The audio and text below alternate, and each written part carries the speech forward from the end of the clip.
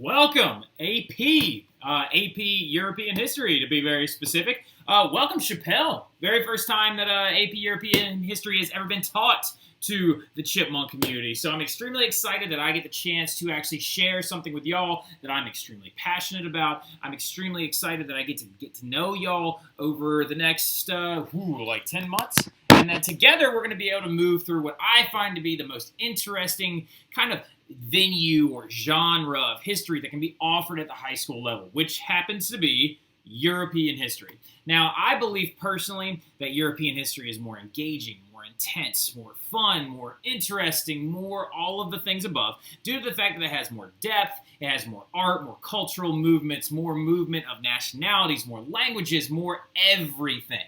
Whereas, in contrast, U.S. history, you only got about, 400 years on a good day? All right, so, whereas with European history, we're going to be trying to cover closer to, 600 years in 10 months, which can be pretty difficult, but that's a really important thing to do to start out on this very first flip, is to kind of talk about where we are, where we're going. Are we just talking about Europe as a continent? What time are we starting? Why are we leaving out these other times? Is that important to understand and know? Me, personally, I think it is. I think I need to give you kind of a roadmap to where we're going, where we're starting, and everything else, right? One of the most important things to do is just to take a good look at it, right? Take a good look at this really weird continent that's not a continent, and it's in the middle of every map, which doesn't make a lot of sense, but whatever. All right, so what are you going to do about it? Now, when a lot of white people got together, they decided who drew the map. So they put themselves in the middle, and they were like, we're different, we're a continent. So Europe is not actually technically a continent, not by tectonic nature or geology. It actually is a cultural continent more than anything else, and it wasn't necessarily done intentionally due to a lot of different things going on, both in the past, current era. A lot of people will be like, oh, they did this on purpose. Well, not necessarily. You're talking about the region of the world that is home to over 20 different languages and many, many, many different nationalities. Some nationalities actually speaking the same language as other nationalities. So it's very important to understand this is a very big mashup of people. Now, they aren't technically a continent, but their culture still permeates through a very relative sphere of history, mainly because they're right next door to where all the massive ancient civilizations were home to, like Egypt, Mesopotamia, Phoenicians, and as well as some of the biggest Western ancient civilizations, the Greeks and the Romans, right? So the big thing to understand before we go anywhere further is kind of understand like a general outline. And just so you know, down in the description at the bottom of this video, there is going to be a PDF link to the AP European History course at a glance. That's something that you can download, you can print, you can put it in the front of your notebook, you can do whatever you want with it. Speaking of notebooks and stuff, I'm also attaching your Renaissance study cover for the very first unit. So our first unit is actually half Renaissance, half exploration. And you'll see exactly what I'm talking about. Well, a lot of these units got to be kind of compressed and put together so we can keep moving forward, even though we're going into a crazy amount of depth, okay? So I'm not asking you to remember every single person's name.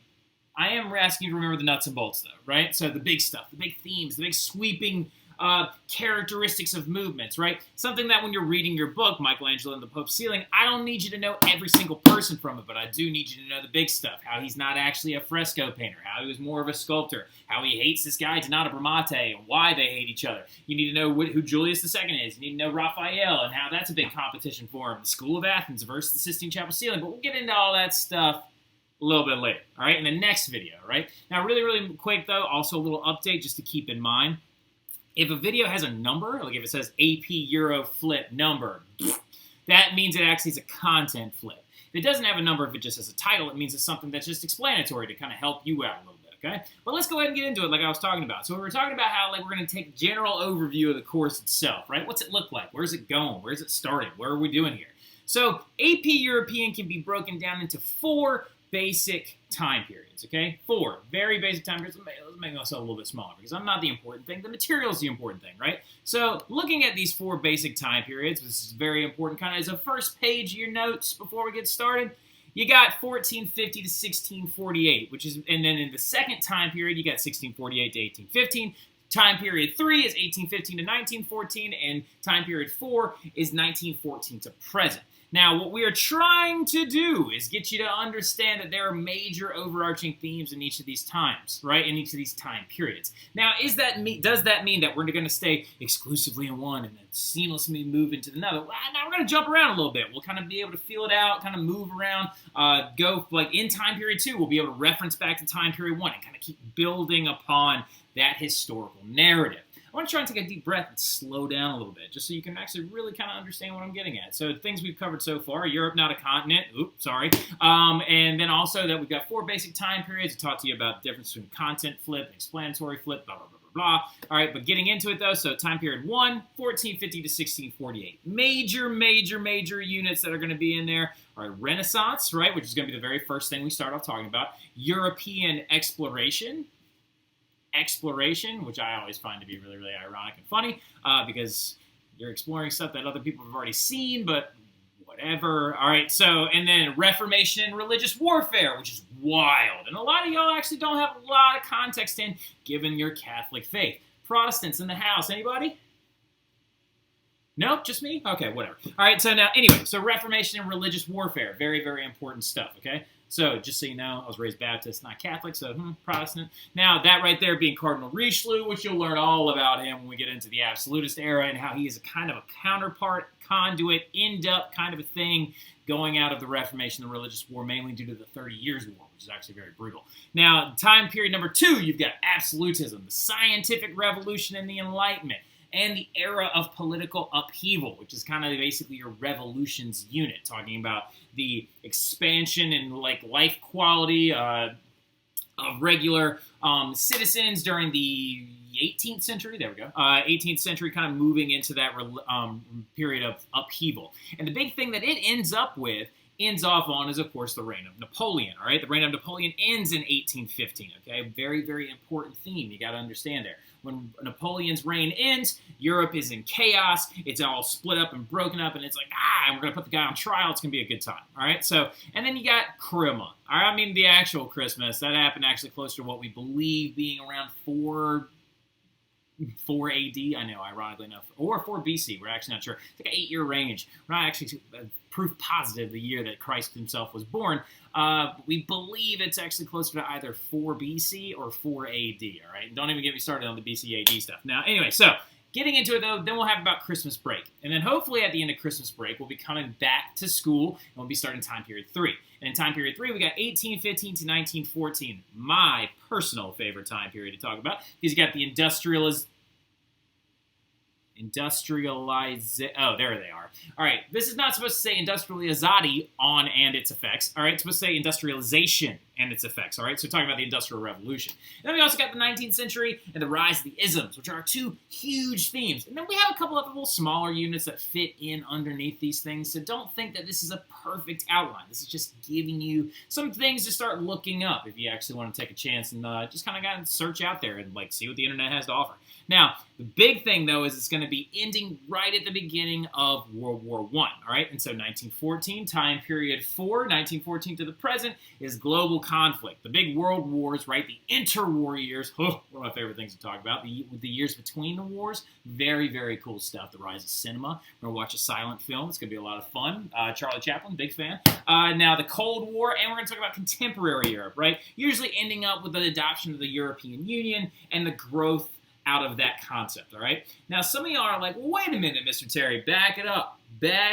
Calm down, Molly. I hear you, all right? I hear you. Just give me a second, okay? Some of y'all are freaking out right there, though, and you're like, wait, but what about all the years before 1450? Like, how come we're not talking about the Middle Ages? I think knights and queens and kings and stuff are super cool. But why all those years, okay? Well, look, give me 2 seconds, and I'll try to explain some of these other concepts, okay? Now, the biggest thing that you need to understand is that we don't have that kind of time, right? If we want to actually do an in-depth study of something, we need to limit those years down to what we would consider modern Europe, right? When did modern Europe begin? When is the study of Europe actually tangible? When are there a ton of written records and physical, actual, real life artifacts that we can look at, study, understand, interpret as what historians do, and what you'll be practicing doing when you do your first DBQs, which we'll talk about that at a later explanatory flip when we go through what the AP test will look like, should look like, what we think it's going to look like post-COVID. Now, anyway, but getting into it though, it was a good question, Molly. It's a very good question. Like, but what about those other years? So just so you understand where we are, let's draw a little timeline in your notes. So this is the very first section of your notes, the very first legitimate section. And some of you are like, whoa, I'm freaking out. What about that little outline thing you just did? Look, I said at the very beginning, I'm going to put all that stuff in a PDF down there in the description so you can look at it, print it out. You didn't even have to write that stuff down, but some of you are a little overzealous. You need to make sure you're writing down things that are important so you can reference them back later. It's the purpose of notes. All right, so now, but don't freak out, Angelina. It's going to be okay. All right, so, but like, let's go ahead and draw a timeline just so you can understand where we're starting physically, timely, conceptually. That's the word I'm looking for. Conceptually, where are we beginning? Where are we going? Where are we starting? So just so you understand, we're looking at a general timeline of Europe, right? We've got three major phases, right? We've got antiquity, we've got the Middle Ages or the medieval period, and then we've got modern Europe, i.e. this course, all right, where we are. So we're focusing all on this stuff. But some of you are still asking yourself a little bit, you're like Kimberly, I know, is over there right now going like, well, still, what is that? Like, I need to know just so I can kind of put my brain in order. And I got you, Kimberly. Don't worry about it, all right? So now look, antiquity, usually we're referring to ancient Romans, Greeks, etc. So we will not be studying them heavily in this course, which is very unfortunate because Rome happens to be one of the things that I actually consider myself an expert in. And I absolutely love ancient Rome. Don't get me started on Julius Caesar. I'll freak out. Now, anyway, so just so you know, big important time, date, very important thing to understand is in 476 CE as in Common Era, or if you want to use the old dating system, 476 AD, right, Anno Domini, in the year of our Lord, not after death. Get over yourself, learn how to do math. How could it be after death when he was born on 0 BC? Well, not really, as we know. But anyway, so fall of Rome.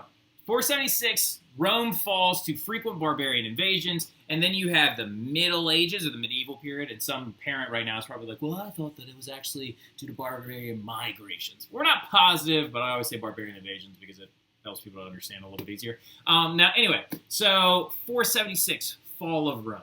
Very important. Rome falls, leading into this period of kind of chaos and nation building and nationality building, because when these barbarians invaded and destroyed Rome, they then started splitting up territories and started fragmenting themselves off based on their language or their customs or their culture, giving rise to the modern Europe we understand now that has a lot of different languages and cultures and recipes and flags and all kinds of other shenanigans, right? So Middle Ages, though, the medieval period, of course, being that transitional phase, actually talked about by Leonardo Bruni. We'll talk about that guy later on when we talk about Renaissance humanism. First guy to actually coin it, the Middle Ages. So then you've got the Renaissance, starting around relatively, we're going to use the year 1450. Now, ironically enough, there is no day where somebody was like, I think it's the Renaissance now. All right, that's not how it works. Now, what we do need to understand, though, a little bit is, like, what happened in that past period? What happened in that antiquity? Well, we have a lot of gifts from the, not gifts, not like little, like pictures that do little things over and over again. We have a lot of gifts from the ancient Romans and the ancient Greeks, right? So you don't need to necessarily jot this down, but you can if you want to. If it's going to help you a little bit later on, that's fine.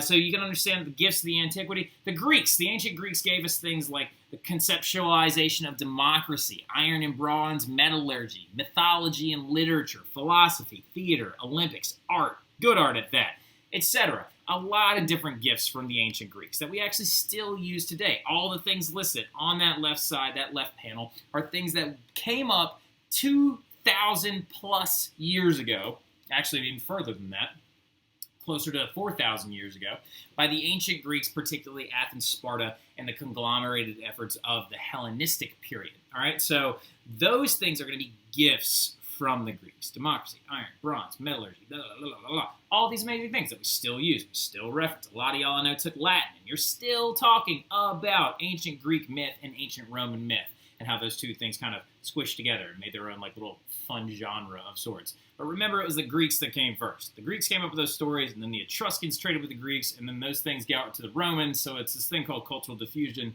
You'll learn about it later on. Now, anyway, so the Romans, on the other hand, gave us an advancement of those gifts, right? They gave us modern government structure that we still constantly use today. Our American government is modeled off the ancient Roman government, pre-476 CE. So republic, the concept of a republic. City planning, actually done completely by Romans. Plumbing!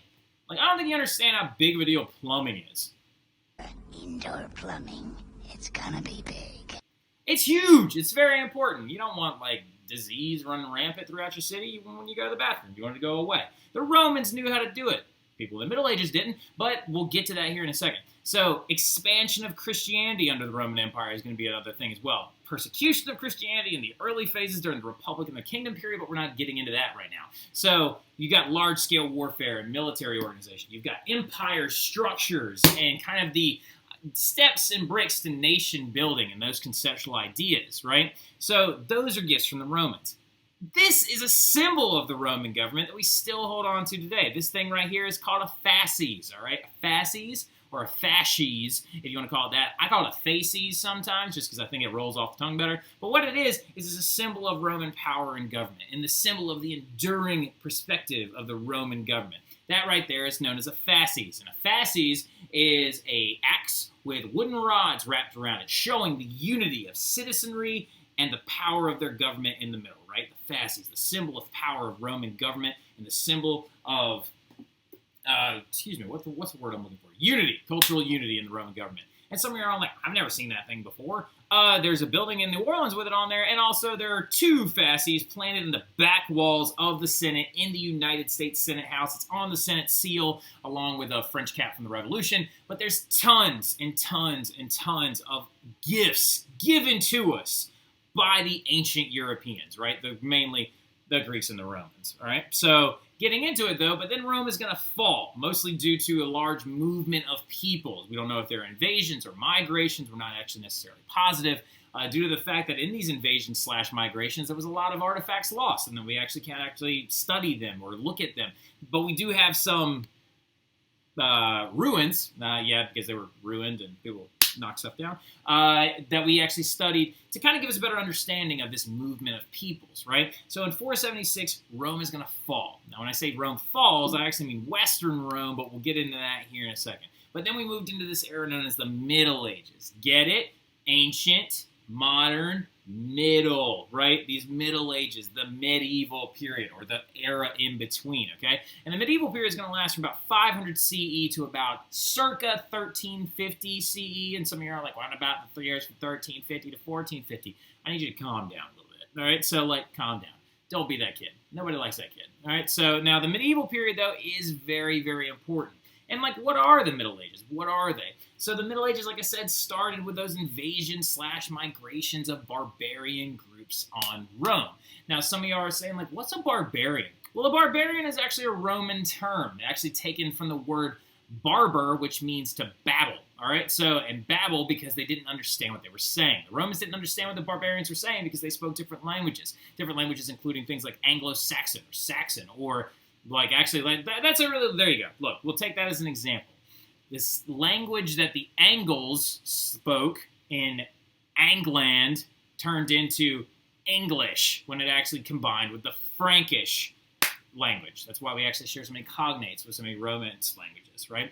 Angles, Angland, eventually proclaims itself England, right? So England, land of the Angles, and the English language, right? So, this movement into Roman territory caused the fracturing of the Roman Empire, and the remnants of that Roman Empire turned into what you know as the cultural divisions of Rome and cultural divisions of Europe, leading to English being spoken in England, and French being spoken in France, and German being spoken in Germany. All right, so now, anyway, we'll get there later. All right, so now, anyway, but going into it, though, a little bit further, these Romans began to crumble, and their empire began to fall around 111 CE, and it's going to fall completely by 476. Now, the advancements and the gifts of the Greeks and the Romans that the Romans had held on to and actually studied and used to understand things, because all Roman intelligence is built upon Greek intelligence. And as that would be lost to history for a time period and destroyed by new settling groups of Europeans, because remember, the barbarians could speak Latin, so they didn't have no use for philosophy from Aristotle or Socrates, or the words of Cicero on good governance to Julius Caesar and all these other things. They didn't have any use for it, so they thought they would destroy it. Now, the funny thing about it is not lost forever, though, which is awesome, because the great thing that happened is when these barbarians were invading... Oh, wait, hold on. No, wait. Oh, yeah, there we go. It wasn't lost forever, because the Byzantine Empire rose up in this period. This is a very important part that you need to understand. Rome never truly died. Rome never actually died. Because from 330 CE up to 1453 CE, Rome just had a different name. It was called the Byzantine Empire. It would be considered almost Eastern by comparison to the Western concept that you have of Europe, right?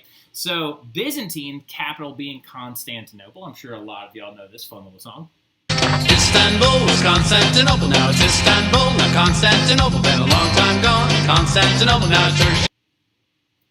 Yeah, because like in 1453, they fell to the Ottoman Turks and renamed themselves Istanbul, right? So it's a very, very fun little song. Now, the Byzantine Empire, though, came out of this, okay? So as you can see, when we're talking about the history of Europe, and the reason why we're starting in 1450 is because for a long time, the gifts of the Greeks and the Romans were being held onto in this region of Europe, right? This Eastern Roman Empire, because the Western Roman Empire fell from those barbarian migration and invasions, and then in Eastern Europe, things kept chugging along, right? And they actually didn't never truly die. But this area was completely recolonized and resettled by those barbarians. And their slow integration into economics and cultural learning and reproducing art and things like that is going to be known as the Middle Ages, right? So the Middle Ages is kind of when the barbarians were getting on their feet and picking up the pieces of the Rome that had fallen in the West, okay? So like that's where I'm getting at that.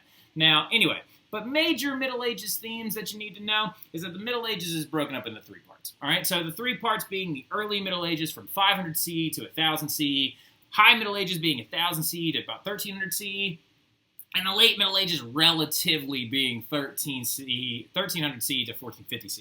Somewhere like, Mr. Terry, but you said 1350. Again, no one sat up one day and said the Renaissance has officially begun. Go, start, run. Like that's not how it worked, okay? These time periods are all relative.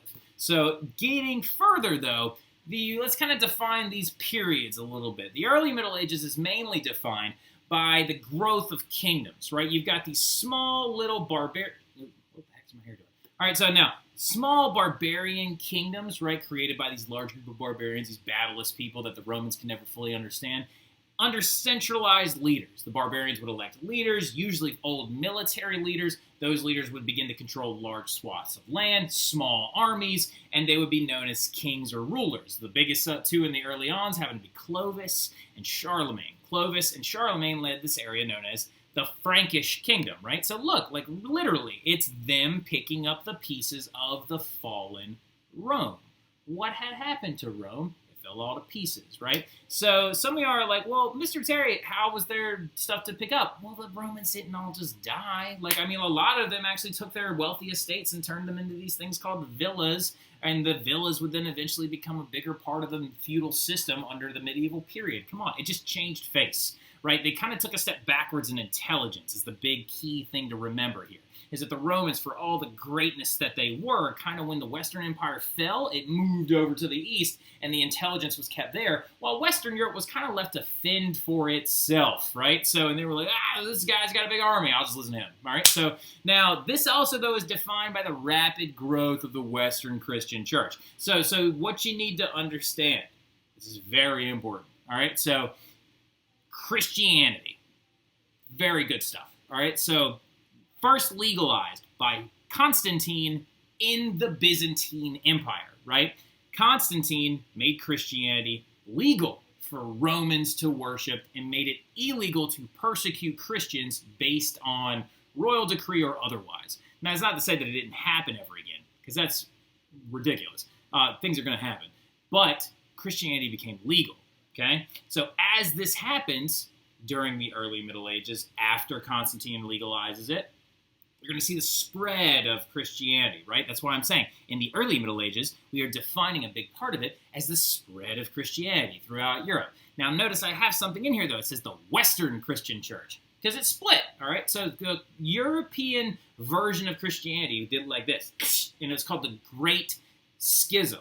It was a big, big debate over appointment of bishops, like the use of iconography in churches. But all you really need to know is that there are two versions of Christianity. There is the Western Church, known as the Roman Catholic Church. Get it? Because it was based in the former Western Rome. And then there's the Eastern Orthodox Church, which is the church that was sanctioned in the Byzantine Empire and grew out of that. The Byzantine Church is a lot different from the Catholic Church. They believe that the use of icons should be outlawed. They don't like the use of like big statues to saints or otherwise non-Christ figures, right? Whereas the Catholic Church feels it's okay to use iconography, but not idolatry. Whereas the Eastern, Byzantine Church accused them of idolatry. They're like, it's just an icon. It's different, right? So it's very, very important to understand that this split, and then you're going to see the Western Church lurch up and spread throughout Western Europe, right? So the Roman Catholic Church, the product of which this education sphere that we're using right now, is going to expand, right? So it's going to grow, and it's going to grow at a massive rate. So if it's growing at a massive rate, though, because here's another kicker. The Eastern Church doesn't have a pope, but the Western Church does. All right, so this set up a very, very, very, very entangulous kind of situation, right? So when the pope is leading now a religion that has no borders, but kings are leading areas that are defined by their borders, who truly has the most power? Well, that's what actually kind of ends up happening. Kings and popes are going to end up growing their power and kind of end up squabbling with each other over who has more of it. Because a pope would crown a king, basically trying to show that he is the conduit of godlike power, crowning that person, showing his power over them. But the king would try to show their power over popes by trying to recognize them as legitimate popes. And it turned into a big shakeup. And popes began to claim this: papal supremacy. It's a very important term.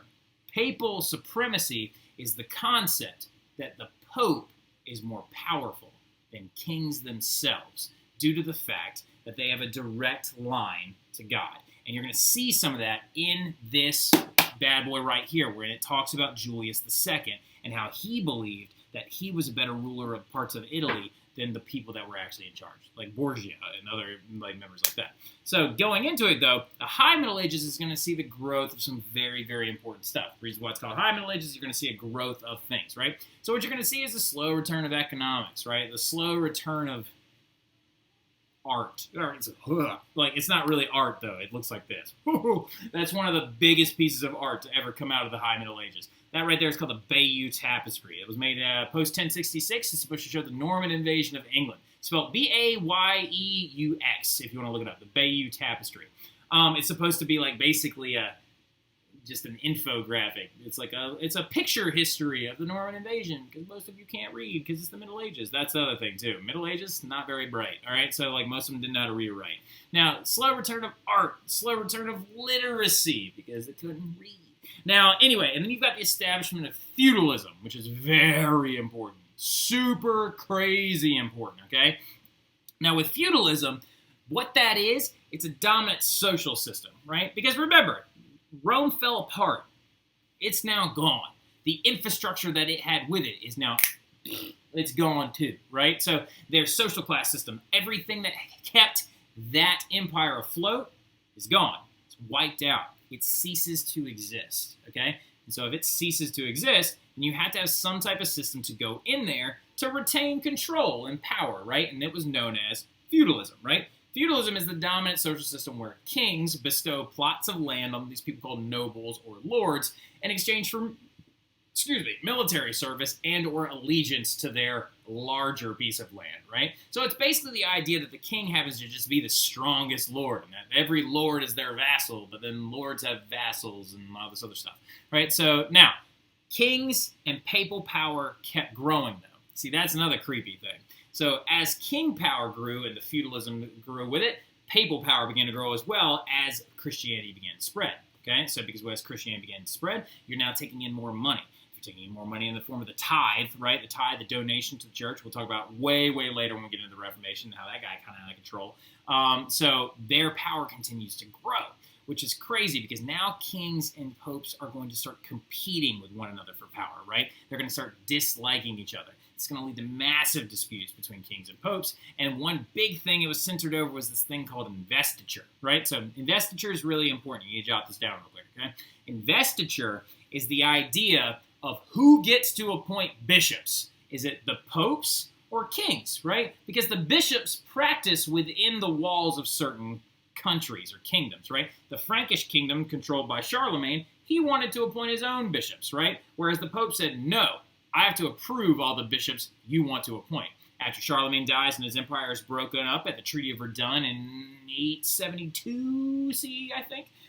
So the Frankish kingdoms are like, oh, well, no, I want to pick my own bishops because they'll be more loyal to me that way. But the Pope's like, no, I want these bishops to be more loyal to me. That's the Investiture Crisis, right? Who's picking these bishops? And if you want to have another better little understanding of it, just Google it, just Investiture Crisis. All right, so there's a very good Wikipedia article written about it. Now, anyway, so let's explain feudalism in a sense, okay?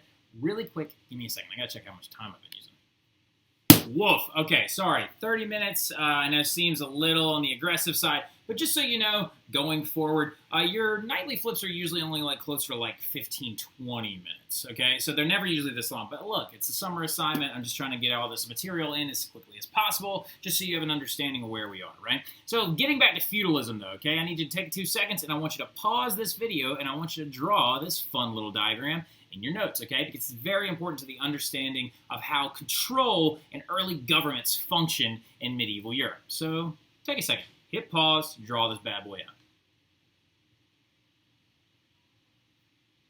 All right, welcome back. All right, so we're getting back into it a little bit, right? So we got to understand the very, very top of all of these feudal systems and societies would be the king, right? Now, some of you are like immediately raising your hand. You're going, Mr. Terry, what about the Pope, though? Where does the Pope go in this? Well, that's the ultimate irony in this entire thing, is that the Pope doesn't really go anywhere in this entire thing, but I really appreciate the question, Daphne. That is an extremely good question. Due to the fact that this is how feudalism governed inside of the walls of each kingdom, all right, and the borders of each kingdom. So the king would be at the very, very top, basically being the largest landholder of the country, claiming that he owns everything that goes within inside of it. But then in the feudal system, he would grant large pieces of land known as fiefs, okay, a fief, to these individuals known as lords, right? Now, lords go by a ton of different titles. They can be barons or duchy, or, well, no, a duchy is an area of it. A duke controls a duchy, right? So lords, barons, dukes, counts, viscounts, not Visigoths. All right, so now lords go by a lot of different names, though. That land was granted to them by the king, hopefully in exchange for military service and or taxation, right, which is going to come up later. Now, vassals and knights then work for the lord. They are there to try and defend from large invasions of people that are still considering themselves barbarians. Viking invasions is going to be a major thing during the early Middle Ages as the feudal system begins to establish itself. But the high Middle Ages is where it really catches on, right? So the vassals and the knights provide some type of protection. And then you got at the very, very bottom, you got serfs, all right? Now, serfs, just so you know, are not slaves, all right? So serfs are people that are bound to the land by a contract.